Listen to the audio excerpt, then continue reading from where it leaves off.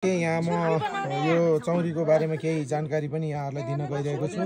यो चाहिँ अहिले यतिखेर ठिक अब यो 4 बजेको छ। 4 बजेर 5 मिनट जाँदै गर्दा यो चौरी गोठमा चाहिँ यो हाम्रो निमा शेर्पाजीको चौरी गोठमा चाहिँ उहाँहरूले 20वटा चौरी पाल्नु भएको छ भन्ने कुरो यहाँ बुझिएको छ। र यतिखेर यहाँ चाहिँ उहाँहरूको यो चौरी चाहिँ यो पहिलो नम्बरमा यो चौरी आएर बसिरहेको छ। यो दुध दुनी समय भएको हुनाले यो दुध दुनको लागि यहाँ पहिलो नम्बरमा यो चौरी आएको छ। त्यस्तै गरी यसको दुध दोहेर यो दोइसकेपछि यो साइड लाग्ने छ र अर्को दोस्रो नम्बरमा यो आएर बसेको छ।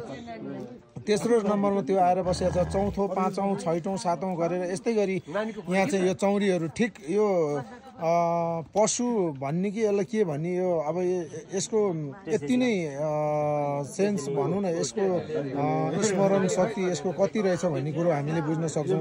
यो कति अनुशासित छ भन्ने कुरो पनि हामी बुझ्न सक्छौँ। यिनीहरूको ठिक यो अहिले 4 बजेर 5 मिनट जाँदै गर्दाखेरि अब दुध दुने समय भयो भनेर यो चाहिँ चारैतिर यो जङ्गलमा रुख जङ्गलहरूमा यो चढ्न गइरहेको चौरीहरू चाहिँ यहाँनिर अहिले यहाँ दुध दुने ठाउँमा आइरहेको छ। र यहाँ अब यहाँको गोठाला अथवा यहाँको यो चौरीको मालिकले आएर दुध दोहिसकेपछि यो चौरीहरू फेरि यहाँबाट चाहिँ जङ्गलमा चढ्न जाने छ। र यसरी यिनीहरू यति अनुशासित छ र यसरी उनीहरूले आफ्नो कर्तव्यलाई पुरा गरिरहेको छ भन्ने बुझ्न सकिन्छ।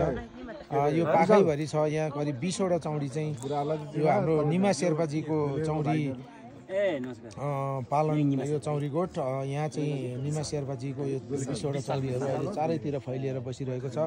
र यो दुध दुने समय भएको हुनाले यो चौरीहरू यहाँ दुध दुनको लागि यहाँ आएको भन्ने बुझिएको छ। र दुध दोहिसकेपछि निमाजी यो तपाईँहरूले दुध दोहिसकेपछि यसले केही दाना खाएर जान्छ कि त्यसै फर्किन्छ? यो दुध दुनुभन्दा पहिले दाना दिन्छ।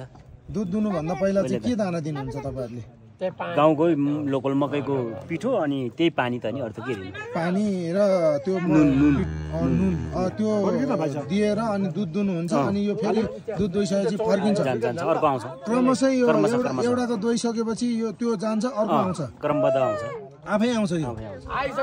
Thank you. यसरी यहाँ यो अब यो दोस्रो नम्बरमा यो आइरहेको छ। अब यस्तै गरी यो चाहिँ ठ्याक्क यहाँ गोठ छ भने चाहिँ यो गोठमा उभिएर यो बसिरहेको छ। अब दुध दोहेर सकिएपछि चाहिँ यो चौरीहरू आफै फर्किन्छ।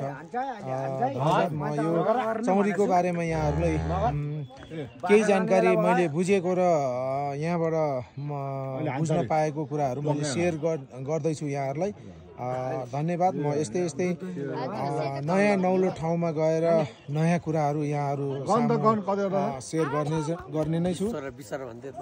धन्यवाद।